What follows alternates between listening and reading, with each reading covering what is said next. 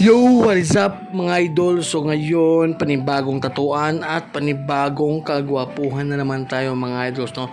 So ngayon mga idol, yung gagawin natin project is koi fish to mga idol. Siyempre, request to ng ating client, no? So shout out ni Ma'am Jean. So yun. So yan yung request niya mga idol. So yan yung ating gagawin.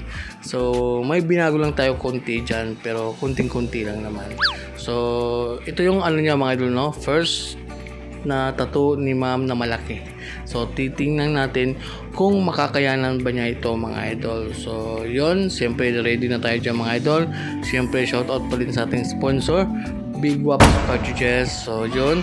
At yung needles na ginamit natin dito mga idol is dalawang size lang. So yung lining 5RL, tapos yung shading naman is 11RM. So dalawang size lang yung ating ginamit dito mga idol. Syempre yung ating voltahe dito mga idol is nasa ano lang mga idol, 5.5 mga idol. Medyo mahina lang tayo dito kasi nga medyo manipis yung balat ni ma'am, no? So kaya dyan ay nagha-highlights na tayo. Ang bilis ng ating video mga idol, no? So yon, after ng 3 hours of pain. So 3 oras na tatuan mga idol. So ito yung aming final result. So hindi lang kami nakapag-picture ni ma'am, no?